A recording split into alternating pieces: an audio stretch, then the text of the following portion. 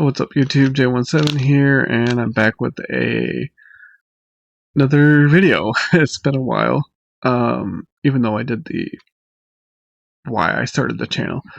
But yeah, today I already did a video on this in the past, but I kind of wanted to go over it again because why not? And that's what happens if magic goes wrong.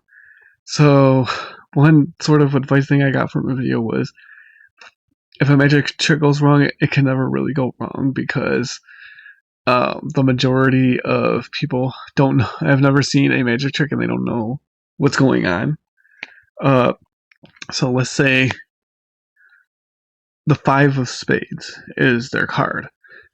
You don't know that as a magician. Okay, let's say you go to put their card back in the middle and you're trying to keep a break so that you can maybe use the pass to put it to the top, or you do like the double undercut or what have you, and you end up sorry, I've got my whole thing back. You end up slipping, your finger slips and you lose the card.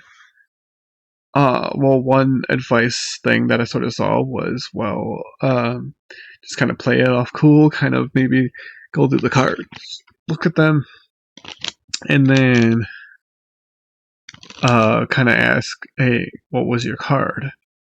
Majority of people is going to tell you what the card is because they don't know what's going to happen. And then you can be like, okay, I thought so. And then move on from there. Go to your next trick or stick with the trick that you were trying to perform in the first place, and hopefully it goes smoother. So the other thing I wanted to talk about was something that actually did happen to me. And, it's okay if you don't believe me, but it did somehow happen to me. So that is for the ambitious card routine, which I do have a 3-part tutorial on that. I'm thinking of doing a revamped series on it, and teaching you guys more in-depth stuff about it. I'll maybe have somebody help me be the performer, because when I taught it, it was only me, and stuff like that. So I got to the part of the ambitious card where you're supposed to put it in your mouth. So let's say this is their card, the 3 of clubs, and you're supposed to put a card on top of it, put it like this, and tell them to push that in. While they're pushing that in, you put the card in your mouth, do this, have them snap their fingers. It's not their card is in your mouth. Well, what happened to me, and it's only happened to me once in one of the performance, because you're supposed to buckle, let's see if I can get the angle. You're supposed to buckle the bottom card here, and have a break with your thumb. You're holding it with your thumb, and you go to show their card, and then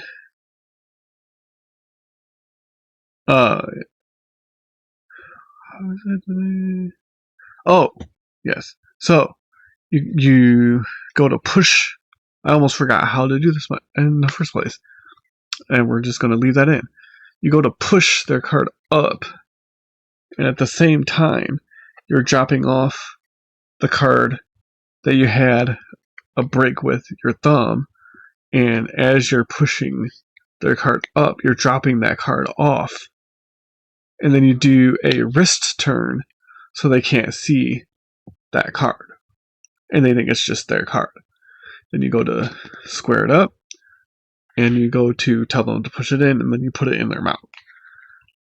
What happened to me when I did it, and I didn't notice, was I buckled 2 cards. So 1, 2. I didn't know this when I performed it. So when I went to perform the card in the mouth trick. In this case, it's the Jack of Clubs. I pushed their card up, dropped off 2 cards without knowing it. Did the wrist kill, pushed it down, had them push it in, put a random card in my mouth, and then when I did the whole sandwich thing and had them snap their fingers, their card was on top. A random card was in my mouth. And I didn't say anything. I didn't bring attention to it. I didn't say anything. I didn't do nothing. I didn't even really break a sweat. I was just like, oh, okay, this actually happened to me. Because I saw it happen to somebody else, but I never thought it would happen to me. So I just did the same kind of quick thinking, and I did the card in the mouth a second time, because they're distracted by their card on top. They're not paying, because your hands are down below. They're looking at the deck. They see their card. They're not going to pay attention to if you have something in your mouth or not, or a card in your mouth.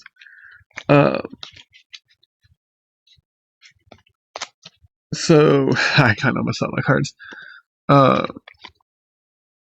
So once that happened, I made sure to buckle 1 card.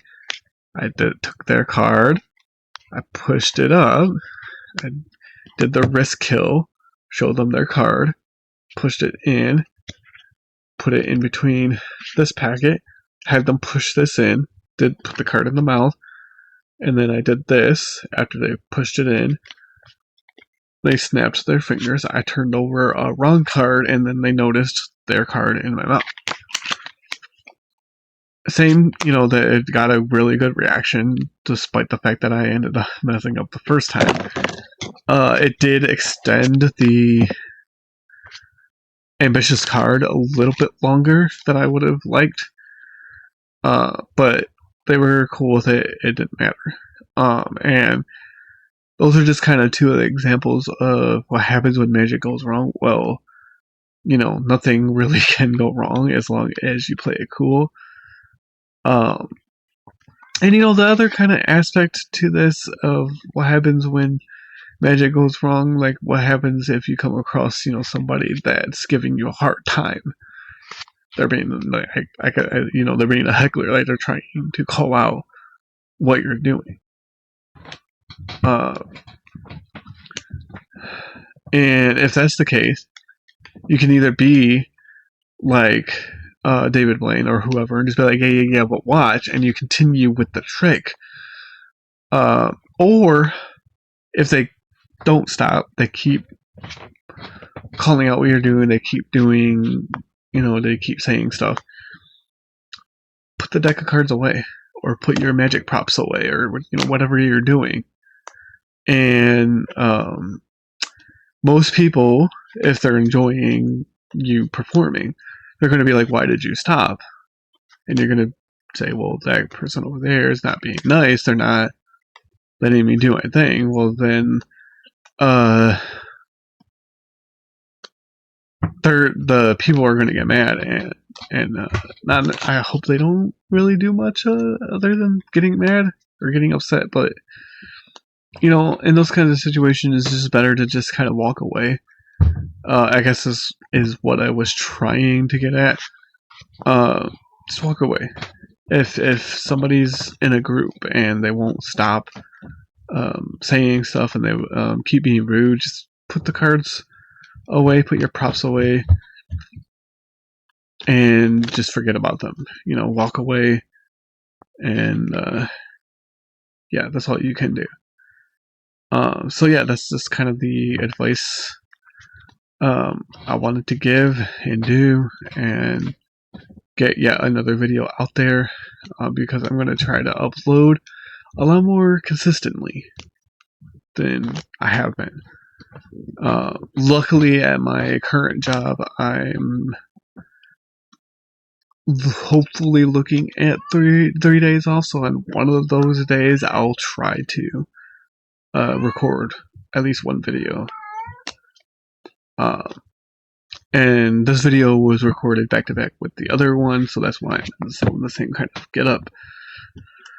But yeah, that's all I had to say for this video.